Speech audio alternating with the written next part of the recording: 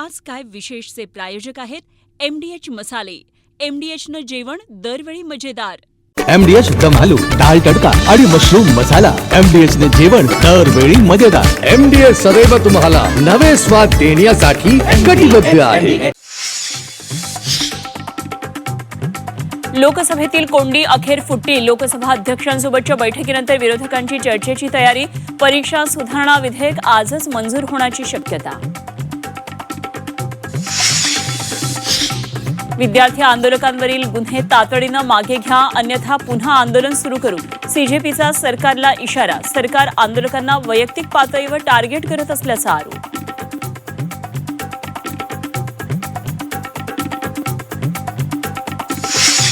आंदोलनादरम्यान महिला, मुलींसोबत पोलिसांचं गैरवर्तन. विद्यार्थ्यांना त्रास देणाऱ्या पोलिसांविरोधात कोर्टात जाणार. CJPचा पुनरुच्चार. NDAची आज मंगल मिलन बैठक. पंतप्रधान मोदी बैठकीला संबोधित करणार. संसदेच्या अधिवेशनाच्या पार्श्वभूमीवर काय बोलणार याकडे लक्ष. औषध निरीक्षक पेपरफुटीचं तक्रारदारानं बनाव रचल्याची MPSCची माहिती. संबंधिताविरोधात MPSC पोलिसांमध्ये तक्रार दाखल करणार. तक्रारदारावर पोलिसांचा दबाव. रोहित पवारांचा आरोप. उपमुख्यमंत्री एकनाथ शिंदे घेणार शिवसेना मंत्र्यांची शाळा. मंत्र्यांचा 1.5 वर्षातल्या कामगिरीचा घेणार आढावा.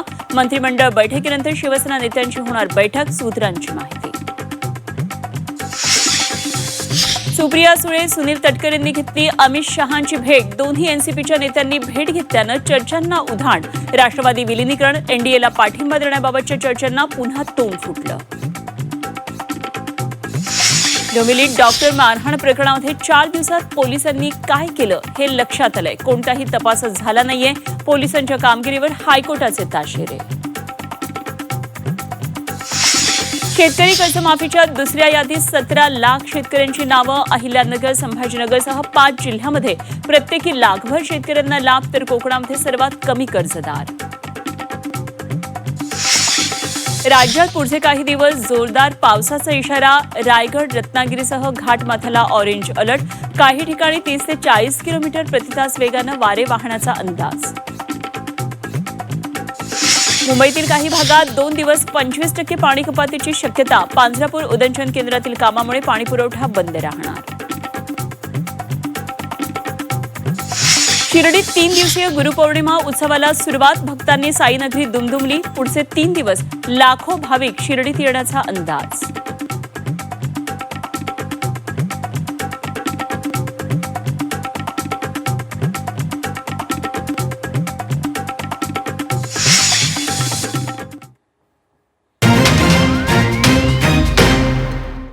नमस्कार आणि सुप्रभात. मी अनुपमा खानविलकर. आपण पाहताय झी24 तास. आज काय विशेष या बातमीपत्रामध्ये आपल्या सर्वांचं स्वागत.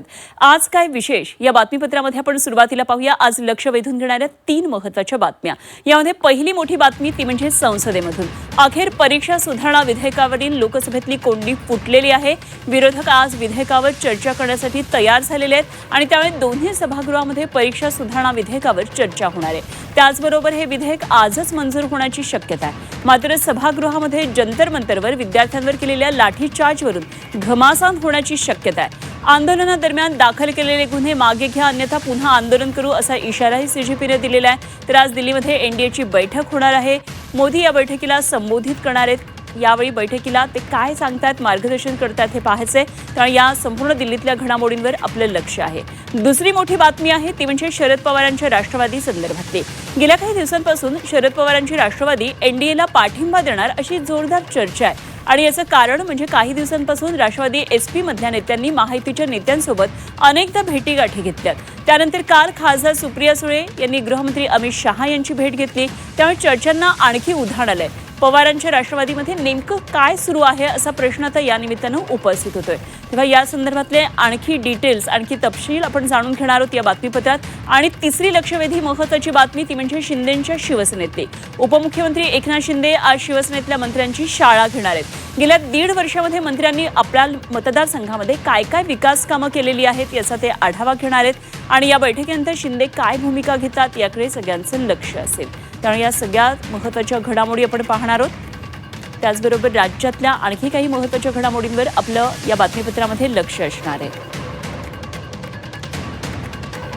तर या महत्त्वाच्या बातम्या सविस्तर पाहणार आहोत आणि त्याचबरोबर आमच्या रिपोर्टर्स बरोबर सुद्धा आपण जोडले जाणार आहोत. या सगळ्यात महत्त्वाचा मुद्दा आज संपूर्ण देशाचं लक्ष असणार आहे ते म्हणजे संसदेतल्या कामकाजावर. संसदेत आज परीक्षा सुधारणा विधेयकावर अखेर चर्चा होईल अशी शक्यता सध्या तरी वाटतेय. परीक्षा विधेयक आजच मंजूर होण्याची त्यामुळे शक्यता आहे. आणि त्याचबरोबर राज्यामध्ये आणखी एक महत्त्वाची घडामोड आहे ती म्हणजे उपमुख्यमंत्री एकनाथ शिंदे शिवसेना मंत्र्यांची शाळा घेणार आहेत. त्यांच्या कामगिरीचा आढावा घेणार आहेत. या दोन्ही घडामोडींवर लक्ष ठेवून आहेत आमचे प्रतिनिधी ओम देशमुख. आपण ओमकडून या संदर्भातली आणखी माहिती जाणून घेणार आहोत. त्याचबरोबर सुप्रिया सुळे यांनी अमित शहांची भेट घेतली आहे. भेटीवरून एनसीपीमध्ये नेमकं काय सुरू आहे अशी सध्या चर्चा सुरू आहे आणि याबाबत आणखी तपशील देण्यासाठी माझी सहकारी सीमा आढे आपल्याबरोबर जोडली गेली. सीमाकडून आणखी आपण याबाबतचे डिटेल्स जाणून घेऊया. त्याचबरोबर आणखी महत्त्वाची घटना ती म्हणजे शिर्डीमधली संपूर्ण शिर्डी सध्या भक्तांनी गजबजून गेलेली आहे. 3 दिवसीय गुरुपौर्णिमा उत्सवाला आजपासून सुरुवात झाली. गुरुपौर्णिमा उत्सवासाठी साईनगरी सध्या दुमदुमलेली आहे. कुणाल जमदाडे शिर्डीतून आमचे प्रतिनिधी आपल्याबरोबर आहे. सगळं वातावरण शिर्डीतलं काय आपण कुणालकडून जाणून घेणार आहोत. आणि आता बातम्यांची सुरुवात करूया. सविस्तर बातम्या पाहूया. महत्त्वाच्या बातमीनं सुरुवात. लोकसभेतली कोंडी अखेर फुटली आहे. विरोधकांची चर्चेची तयारी आहे आणि सरकारला त्यामुळे एक प्रकारे हा दिलासा आहे. ओम बिर्लांसोबत एक बैठक झाली आणि यामध्ये विरोधकांनी चर्चेची तयारी दाखवलेली आहे. त्यामुळे परीक्षा सुधारणा विधेयक हे आजच मंजूर होईल अशी एक शक्यता आहे. विधेयक काल लोकसभेत सादर झालं पण यावर चर्चा झालीच नाही. विरोधकांनी मोठा गोंधळ घातला, गदारोळ केला, त्यामुळे चर्चा होऊ शकत नव्हती आणि आता अखेर ही कोंडी फुटतीये. विद्यार्थ्यांवरच्या लाठीचार्जवरून आजही घमासान मात्र होण्याची शक्यता आहे. पेपरफुटी रोखण्यासाठीचं परीक्षा सुधारणा विधेयक हे लोकसभेत सोमवारी सादर झालं. मुलांवरच्या लाठीचार्जवर मात्र अमित शहांनी सभागृहात येऊन स्पष्टीकरण द्यावं यावर विरोधक अडून बसलेले होते आणि विधेयकावर चर्चाच त्यामुळे होऊ शकली नाही. दिवसभर सभागृहाचं कामकाज थोड्या वेळाने तहकूब होत होतं.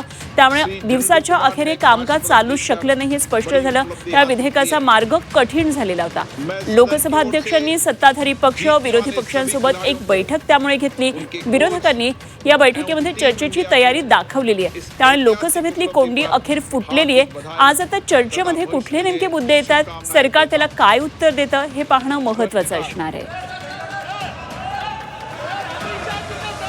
पुढे दिल्लीमधून आणखी एक महत्त्वाची घडामोड ती म्हणजे एनडीएची आज एक महत्त्वाची बैठक आहे आणि पंतप्रधान नरेंद्र मोदी या बैठकीला संबोधित करतील. अधिवेशनाच्या पार्श्वभूमीवर या बैठकीमध्ये नेमकं काय मोदी बोलतात हे बघावं लागणार आहे. सरकारची रणनीती आज त्यामुळे अधिवेशनामधली काय असणार आहे ते ठरणार आहे. 9:30 वाजता दिल्लीमध्ये ही बैठक आहे.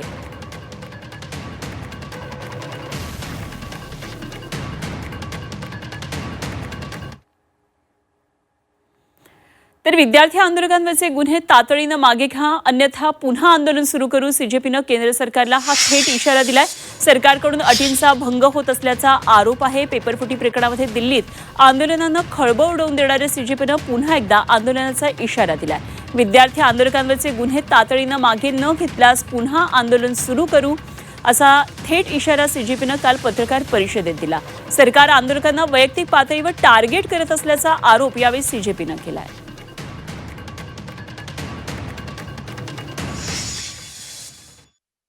एफआईआर फाइल की गई है उन्हें विड्रॉ किया जाएगा. किसी भी प्रोटेस्टर या ऑर्गेनाइजर को परेशान नहीं किया जाएगा, डिटेन नहीं किया जाएगा, अरेस्ट नहीं किया जाएगा और फ्यूचर में किसी भी प्रोटेस्टर या ऑर्गेनाइजर पर कोई केस नहीं होगा. अगर कल तक ये रिटर्न एग्रीमेंट सरकार की तरफ से नहीं आता है कि अलग अलग राज्यों में छात्रों को, युवाओं को, प्रोटेस्टर्स को अरेस्ट किया गया है या डिटेन किया गया है, उन्हें रिलीज़ नहीं किया जाता है तो कॉकरोच जनता पार्टी फिर से प्रोटेस्ट करने को मजबूर होगी. अपनी ओर से 1 करोड़ रुपया दूंगा. अपनी ओर से 1 करोड़ रिपोर्ट दूंगा और साथ में ये आग्रह करूंगा हिंदुस्तान के वकीलों को और बाकी लोगों को कि वो भी हमारा इस फंड में पैसा दें ताकि हम हर जगह जहाँ भी कानून का दुरुपयोग होगा, जहाँ भी पीसफुल प्रोटेस्ट के खिलाफ गलत मुकदमे करे जाएंगे तो हम उनके लिए खड़े, हमारे वकील उनके लिए खड़े होंगे सारे हिंदुस्तान में. शेतकरी सीजेपीनं पुन्हा एकदा सरकारला इशारा दिलेला आहे. आता या सगळ्या पार्श्वभूमीवर आज कामकाज नेमकं संसदेतलं दोन्ही सभागृहांचं कसं चालतंय हे पाहायचं आणि विशेषतः लोकसभेतल्या कामकाजाकडे लक्ष असेल. ओम देशमुख आमचे प्रतिनिधी आपल्या बरोबर आहेत. आणखी सविस्तर तपशील जाणून घेऊया. ओम, लोकसभेमध्ये चर्चेची कोंडी अखेर आता फुटेल असं दिसतंय, कारण आता विरोधकांनी चर्चेची तयारी दाखवलेली आहे. मात्र सीजेपीनं इशारा दिलेला आहे गुन्हे मागे घ्यावे, त्यामुळे हाही मुद्दा आज तापण्याची शक्यता आहे. काय नेमकी या संदर्भात तपशील? आपण पाहिलं असेल की काल खरं तर संसदेच्या अधिवेशनाच्या दुसऱ्या आठवड्यातला पहिला दिवस होता, परंतु विधेयकावर चर्चा होण्यापेक्षा तो दिवस खरं तर विरोधकांनी सत्ताधाऱ्यांमधल्या आरोप प्रत्यारोप आणि एकंदर गदारोळामुळे फारसा काही कामकाज काल होऊ शकलं नाही. मात्र आज या सगळ्या संदर्भात केंद्रीय गृहमंत्री अमित शहा यांनी दिल्लीत झालेल्या लाठीचार्जवरती उत्तर द्यावं या विरोधकांच्या मागणीच्या मुद्द्यावरून आज कुठेतरी संसदेमध्ये सत्ताधारी आणि विरोधक चर्चेसाठी एकत्र येण्याबाबत एकमत झालेलं आहे. आपण पाहिलं असेल की खरं तर विद्यार्थ्यांच्या आणि नीट परीक्षेच्या संदर्भातलं जे विधेयक होतं ते मांडणार आणि त्यानंतर या विधेयकाला सत्ताधारी असतील विरोधक असतील यांच्याकडनं कशा पद्धतीनं त्याला सपोर्ट केला जातो किंवा त्या संदर्भात आरोप प्रत्यारोप केले जात आहेत, या अनुषंगानं कालचा दिवस खरं तर चर्चेचा ठरणार होता. परंतु ही चर्चा आज होते आणि त्या दृष्टीनं आजचा दिवस हा महत्त्वाचा मानला जातोय. मुख्यत्वे जर आपण पाहायला गेलं तर केंद्रीय गृहमंत्री अमित शहा आणि दुसऱ्या बाजूनं लोकसभेतले विरोधी पक्षनेते राहुल गांधी हे या चर्चेमध्ये सहभागी होऊ शकतात असं बोललं जाते. खरं तर विरोधी पक्षाकडनं सातत्यानं या विधेयकावरून आणि एकंदर नीटच्या पेपर फुटीवरून मोठ्या प्रमाणात रान पेटवलं गेलं. या सगळ्याचा परिपाक म्हणून सरकारला संसदेमध्ये विधेयक आणावं लागतं आणि या विधेयकावरून चर्चासुद्धा आज होणं हे क्रमप्राप्त आहे.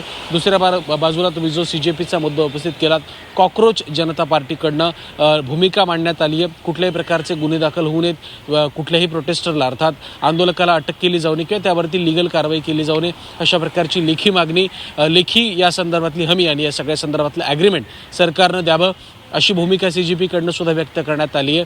त्यामुळे आजचा दिवस जो आहे तो खरं तर विद्यार्थी आंदोलन आणि संसदेत होणाऱ्या कारवाईच्या दृष्टीनं अत्यंत महत्त्वाचा आहे. विद्यार्थ्यांच्या संदर्भात विधेयक मांडलं जाईल आणि कशा पद्धतीने या विधेयकाच्या माध्यमातून विद्यार्थ्यांना पुढील काळामध्ये कुठल्याही पेपरफुटी किंवा तत्सम प्रकारच्या गैरकृत्यापासून नुकसान होणार नाही याबाबत सरकारकडनं हमी देण्याचा प्रयत्न केला जातोय. मात्र सरकारच्या या भूमिकेला विरोधक कशा पद्धतीनं हाताळतात, त्यांच्याकडनं याबद्दल काय उत्तर येतं आणि नीट संदर्भात एकंदरच जे आरोप प्रत्यारोप गेल्या काही दिवसांत होत होते त्या दृष्टीनं राहुल गांधी जे लोकसभेतले विरोधी पक्षनेते आहेत, काँग्रेसचे नेते आहेत, ज्यांनी पंतप्रधानांच्या घराच्या बाहेर आंदोलन केलं होतं आणि त्यांना पोलिसांनी अटक केली होती, ते राहुल गांधी कशा पद्धतीने या सगळ्या विधेयकावरती विरोधी पक्षाची भूमिका मांडतात हे देखील पाहणं महत्त्वाचं असणार आहे. कालचा दिवस गदारोळामध्ये पूर्णतः वाया गेला असला तरी आजच्या या मुद्द्यावर आपण चर्चा करणार आहोत. तर ओम देशमुख आमचे प्रतिनिधी आपल्या बरोबर जाऊया पुढच्या बातमीकडे. इकडे सुप्रिया सुळेंनी अमित शहांची भेट घेतली आहे आणि दुसरीकडे सुनील तटकरेंनी देखील अमित शहांची भेट घेतली. त्यामुळे एनसीपी मध्ये नेमकं सुरू काय आहे अशी चर्चा आता सुरू झाली आहे. मागच्या काही दिवसांपासून पवारांची राष्ट्रवादी एनडीएला पाठिंबा देणार आहे अशी चर्चा आहे आणि या पार्श्वभूमीवर या भेटीगाठी सुरू आहेत का असा प्रश्न आता उपस्थित केला जातोय. काही दिवसांपूर्वी दोन्ही राष्ट्रवादीचं विलीनीकरण होणार अशी देखील चर्चा राजकीय वर्तुळातून सुरू होती, तशा प्रतिक्रिया येत होत्या. मात्र आधी जयंत पाटलांच्या महायुतीच्या नेत्यांसोबतच्या भेटीगाठी, आता सुप्रिया सुळे आणि तटकरेंनी शहांची घेतलेली ही भेट. मात्र शहांच्या भेटीचं कारण सुप्रिया सुळे यांनी सांगितलेलं आहे ते म्हणजे मुलगी रेवतीच्या रिसेप्शनचं निमंत्रण दिल्याचं त्यांनी ट्विट केलेलं आहे.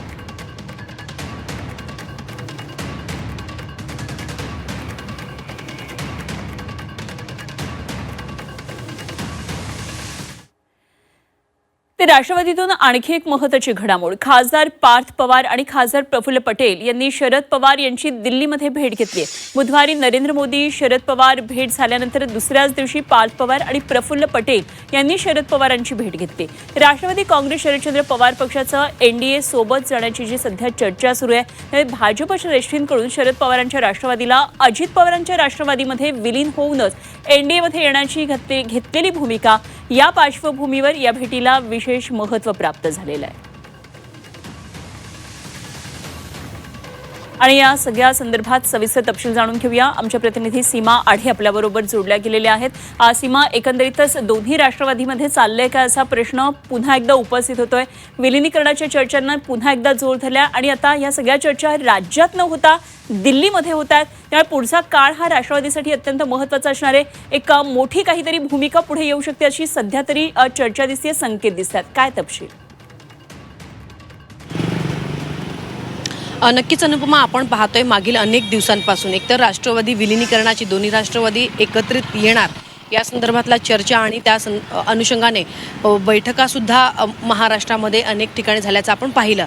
दुसरीकडे राष्ट्रवादी शरदचंद्र पवार पक्ष NDAला बाहेरून पाठिंबा देणार अशी एक माहिती मिळत होती आणि त्या संदर्भात देखील नेत्यांसोबत सुप्रिया सुळे असतील किंवा जे राष्ट्रवादीचे इतर नेते आहेत ते भाजप श्रेष्ठींसोबत वेळोवेळी भेटीगाठी घेताना आपल्याला पाहायला मिळत आहे. या चर्चा महाराष्ट्रामध्ये सुरू असताना दिल्लीमध्ये मात्र आता वेगवान घडामोडी घडताना आपल्याला पाहायला मिळत आहे. काल सुनील तटकरे यांनी अमित शहा यांची भेट घेतली आणि त्यानंतर काही वेळातच सुप्रिया सुळे यांनी देखील अमित शहा यांची भेट घेतली. आता हा भेटीचा सिलसिला या आठवड्यात सुरू झालेला नाही, तर भेटीचा सिलसिला दिल्लीमध्ये मागील आठवड्यांपासूनच सुरू झालेला आहे. शरद पवार यांनी पंतप्रधान नरेंद्र मोदी यांची भेट घेतली आणि या भेटीनंतरच पार्थ पवार आणि खासदार प्रफुल्ल पटेल यांची, या तिन्ही नेत्यांची म्हणजे शरद पवार, पार्थ पवार आणि प्रफुल्ल पटेल या तिन्ही नेत्यांची भेट झाली. खरं तर विलिनीकरण करण्यासाठी जे मुद्दे खरं तर अतिशय कठीण ठरत आहेत तो म्हणजे पक्ष नेतृत्वाचा. मध्यंतरी आपल्याला एक माहिती सूत्रांकडून मिळालेली होती की भाजपची अशी अट आहे की जर NDAमध्ये यायचं असेल तर दोन्ही राष्ट्रवादीचं विलिनीकरण हे झालं पाहिजे. या अटीवरती ह्या ज्या भेटीगाठी सध्या दिल्लीमध्ये घडत आहेत त्या अतिशय महत्त्वाच्या मानल्या जात आहेत.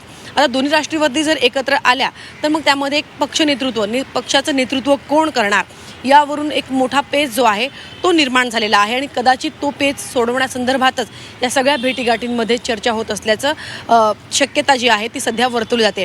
आता ह्या भेटीगाठी जरी सुप्रिया सुळे यांनी काल असं म्हटलं की रेवती सुळे यांच्या लग्नाच्या रिसेप्शनसाठी निमंत्रण देण्यासाठी अमित शहा यांची भेट घेतलेली होती आणि सोबतच दुसरीकडे सुनील तटकरे असं म्हणतात की वेगवेगळ्या विषयांवरती अमित शहा यांची भेट घेतलेली होती. मात्र या जर संपूर्ण आपण मागच्या आठवड्यांपासून जर पूर्ण भेटीगाठीचा सिलसिला जर पाहिला तर अर्थात महाराष्ट्रामध्ये अनेक नवीन घडामोडी आणि ज्या अनेक दिवसांपासून विलिनीकरणाच्या आणि पाठिंबा देण्यासंदर्भातल्या ज्या चर्चा आहेत त्याचंच पुढचं अंक हे आपण म्हणू शकतो. आणि या भेटीगाठीनंतर महाराष्ट्रामध्ये राजकीय बदल आपल्याला काही होताना पाहायला मिळतात का हे पाहणं महत्त्वाचं असेल. निश्चित या सगळ्या राजकीय घडामोडींवर जरूर लक्ष ठेवून राहा सीमा. वेळोवेळी चर्चा करूया, आणखी अपडेट्स जाणून घेत राहू. तुर्तास धन्यवाद. सीमा आढे आमच्या प्रतिनिधी आपल्याबरोबर होत्या.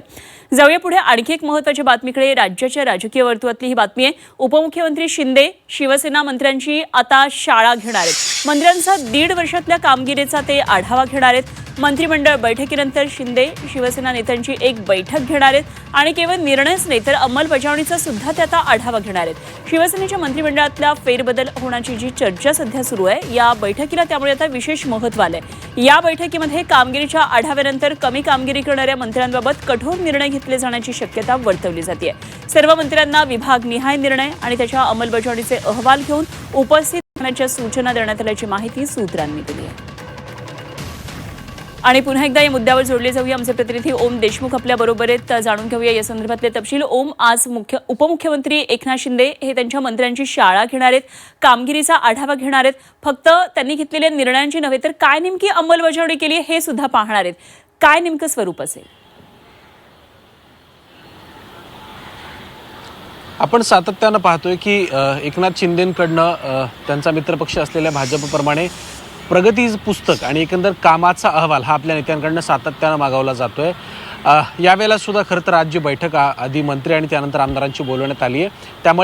त्यामध्ये आपण कशा पद्धतीनं काम करतोय, मंत्री म्हणून आपल्याला जे काही जबाबदारी देण्यात आल्या, दायित्व देण्यात आलंय त्याचं आपण वहन कशा पद्धतीनं करतोय आणि 1.5 वर्षात आपण नेमकी काय काय कामं केली आहेत ज्या दृष्टीनं आपला पुढील काळामध्ये मंत्रिपदाच्या आणि फेरबदलाच्या संदर्भात पुन्हा एकदा विचार केला जावा अशा प्रकारचा मुद्दा घेऊन खरं तर आज एकनाथ शिंदेंकडनं मंत्र्यांची बैठक बोलवण्यात आली आहे. त्यानंतर आमदारांशी सुद्धा ते संवाद साधणार आहेत. मुख्यत्वे जर आपण पाहिलं असेल तर शिवसेनेतले काही मंत्री हे 1.5 वर्षामध्ये सातत्यानं वादाच्या भोवऱ्यात अडकत गेले. त्यामध्ये खरं तर छत्रपती संभाजीनगरचे संजय शिरसाट असतील किंवा भरत गोगावले असतील किंवा योगेश कदम असतील किंवा इतरही काही महत्त्वाचे मंत्री आहेत ज्यांची सातत्यानं काही ना काही प्रकरणांमध्ये चर्चा झाली.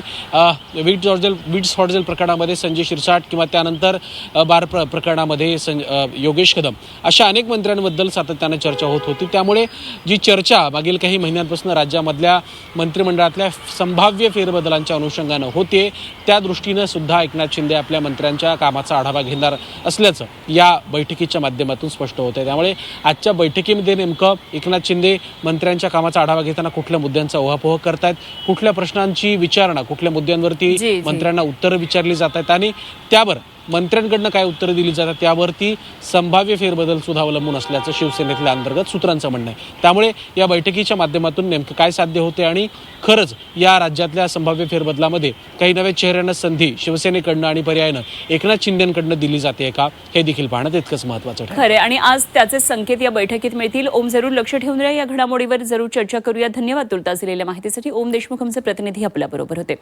आणि आता जाऊया पुढच्या बातमीकडे. ही बातमी आहे शिर्डीमधून. शिर्डीमध्ये 3 दिवसीय गुरुपौर्णिमा उत्सवाला आता सुरुवात झालेली आहे. काकड आरती आज सकाळी झाली, त्यानंतर मिरवणूक काढत एक मोठ्या उत्सवाला सुरुवात झालेली आहे. गुरुपौर्णिमा उत्सवासाठी साई नगरी आता भक्तांनी गजबजलेली आहे. लाखो भाविक शिर्डीमध्ये दाखल होतात आणि आणखी पुढच्या 2 दिवसामध्ये मोठ्या प्रमाणामध्ये भाविक येतील असा एक अंदाज वर्तवण्यात येतोय. साईबाबांच्या शिर्डीमध्ये 3 दिवस हा गुरुपौर्णिमेचा उत्सव दरवर्षी सुरू असतो आणि अत्यंत भक्तिमय वातावरणामध्ये आज या उत्सवाला सुरुवात झालेली आहे. साईबाबांची काकड आरती झाली, त्यानंतर पारंपरिक पद्धतीनं साईबाबांचा फोटो आणि वीणा याची मंदिरातून सवाद्य मिरवणूक काढत आजच्या उत्सवाला सुरुवात झाली आहे. साईबाबांच्या हयातीमध्ये सुरू झालेला हा गुरुपौर्णिमेचा उत्सव आहे. मोठ्या भक्तिमय वातावरणामध्ये शिर्डीमध्ये आज ताग्यात तो पार पडतो. साईबाबा संस्थानचे मुख्य कार्यकारी अधिकारी गोरक्ष गाडीलकर यांच्यासह संस्थानचे अधिकारी, साई भक्त आणि ग्रामस्थ या मिरवणुकीमध्ये सहभागी झाले होते.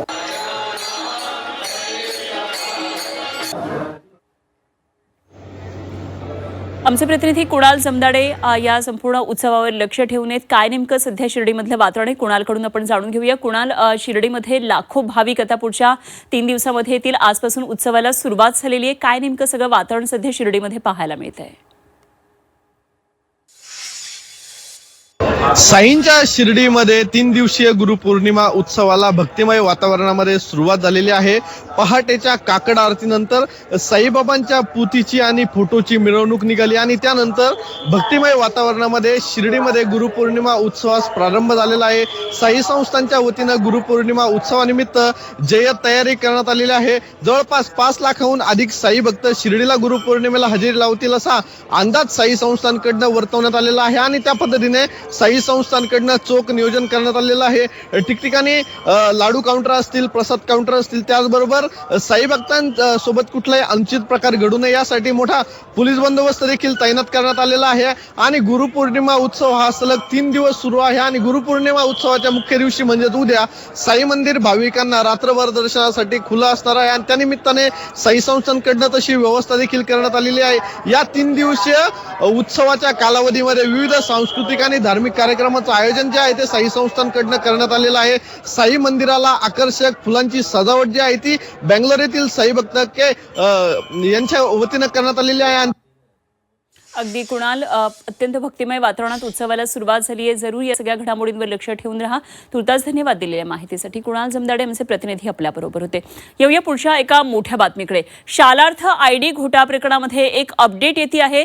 जळगाव भाजपचा नेता संजय गरुडला अटक झाली आहे. सोलापूरच्या नातेपुतेमधून संजय गरुडला अटक केली आहे. गुन्हा दाखल झाल्यापासून संजय गरुड हा फरार होता. जळगाव जिल्ह्यातल्या 15 शाळांचा संचालक गरुड आता अटकेत आहे. 841 बनावट आयडी पैकी सर्वाधिक बोगस आयडी हे जळगाव जिल्ह्यातले आहेत.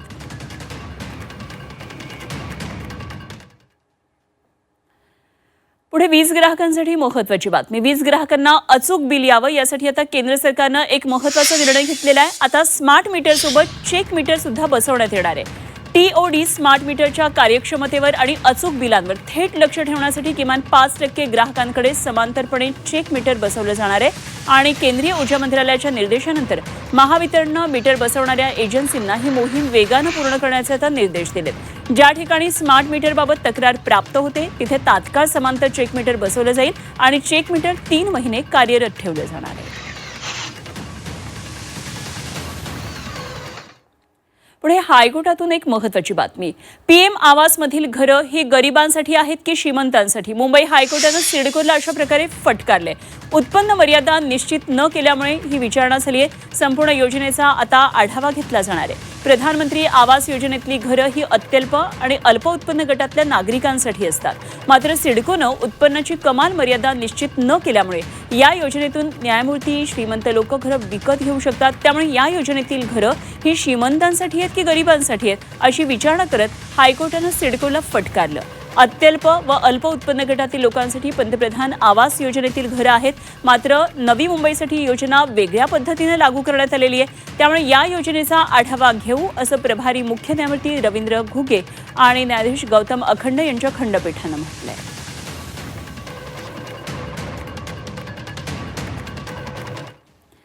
आणि पुढे आता राज्यातल्या शेतकऱ्यांसाठी अत्यंत महत्त्वाची बातमी आहे. शेतकरी कर्जमाफीची दुसरी यादी आता आलेली आहे आणि या दुसऱ्या यादीमध्ये 17 लाख लाभार्थी शेतकऱ्यांची नावं आली आहेत. अहिल्यानगरसह 5 जिल्ह्यांमध्ये प्रत्येकी लाखभर लाभार्थी आहेत आणि कोकणामध्ये सर्वात कमी कर्जदार शेतकरी असल्याचं या यादीमधून पुढे आलेलं आहे. सहकार विभागाच्या पोर्टलवर ही यादी आता अपलोड झालेली आहे. शेतकरी कर्जमाफीची ही दुसरी यादी आहे. या यादीमध्ये जवळपास 17 लाख शेतकऱ्यांची नावं आहेत. सहकार विभागाच्या पोर्टलवर ही यादी जाहीर करण्यात आली आहे. यामध्ये 5 जिल्ह्यातल्या प्रत्येकी 1 लाखाहून अधिक शेतकऱ्यांची नावं आलेली आहेत. अहिल्यानगर, बुलढाणा, संभाजीनगर, यवतमाळ आणि जालना या 5 जिल्ह्यातले प्रत्येकी 1 लाखाहून अधिक शेतकरी या यादीमध्ये आहेत आणि कोकणातील सर्वात कमी कर्जदार असल्याचं या यादीमध्ये समोर आलेलं आहे. एकदा आपण ग्राफिक्सद्वारे या याद्यांसंदर्भातली माहिती पाहूया. शेतकऱ्यांसाठी ही आनंदाची बातमी आहे. कर्जमाफीचा पात्र शेतकऱ्यांची यादी आली आहे. संभाजीनगरमध्ये 1,05,000 शेतकऱ्यांची नावं यामध्ये आली आहेत. अहिल्यानगरमधून 1,32,000 शेतकऱ्यांची नावं या यादीमध्ये आलेली आहेत. तर यवतमाळमधून 1,01,000, जालन्यामधून 1,07,000, सिंधुदुर्गमधून आहेत 3,708 शेतकऱ्यांची नावं. तर रत्नागिरीमधून आहे 7,078 शेतकऱ्यांची नावं. कर्जमाफीस पात्र शेतकऱ्यांची ही दुसरी यादी आता जाहीर झालेली आहे.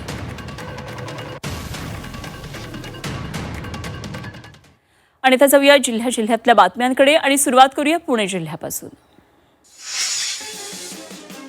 पुणेकरांची पाणी चिंता आता मिटली आहे. खडकवासला धरण साखळीमध्ये 91.47% पाणीसाठा जमा झालाय.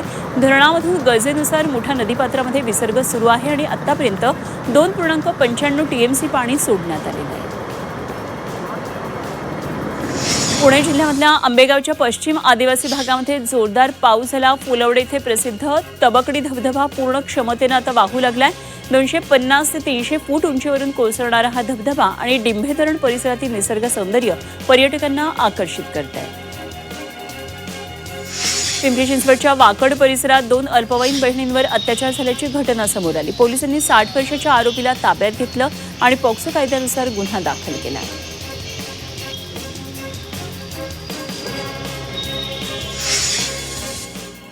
पुढे बातमी पाहूया नाशिक जिल्ह्यातून. नाशिकच्या गंगापूर धरणातील पाणीसाठा 85% गेलाय. 4 वर्षांनंतर महापौरांच्या हस्ते जलपूजन करण्यात येणार आहे. धरणामधून सध्या 4,000हून अधिक क्युसेक पाण्याचा विसर्ग सुरू आहे. नाशिक शहर आणि परिसरामध्ये पावसानं विश्रांती घेतली, त्यामुळे धरणांमधला विसर्ग आता कमी करण्यात आलाय. गंगापूर आणि दारणा धरणामधून पाणी सोडण्याचं प्रमाण घटलंय. गोदावरी आणि दारणा नदीचा पूर ओसरलाय. नागरिकांना त्यामुळे तर दिलासा मिळाला. नाशिकमध्ये झालेल्या मुसळधार पावसानं शहरामध्ये 60हून अधिक ठिकाणी झाडं आणि फांद्या कोसळल्याच्या घटना घडल्यात. अग्निशमन दलानं 200हून अधिक आपत्कालीन कॉल्सवर कारवाई करत नागरिकांना मदत केली आहे.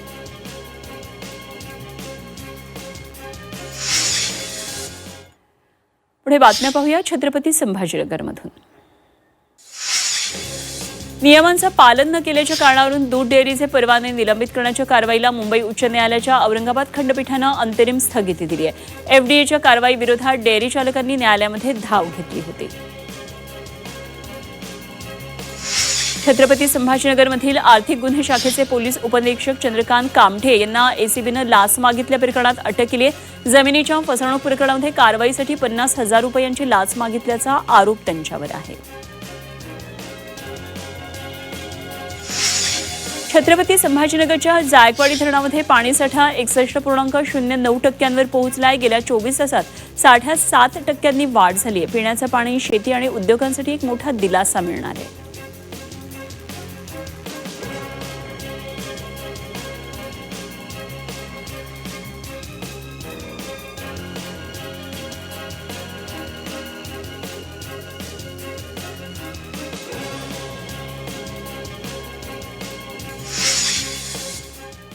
आणि या बातम्यांसह आज काय विशेष या बातमीपत्रामध्ये आपण इथेच थांबतोय. आज काय विशेषचे प्रायोजक आहेत MDH मसाले. MDHनं जेवण दरवेळी मजेदार. MDH दम आलू, डाळ तडका आणि मशरूम मसाला. MDH ने जेवण दरवेळी मजेदार. MDH सदैव तुम्हाला नवे स्वाद देण्यासाठी कटिबद्ध आहे.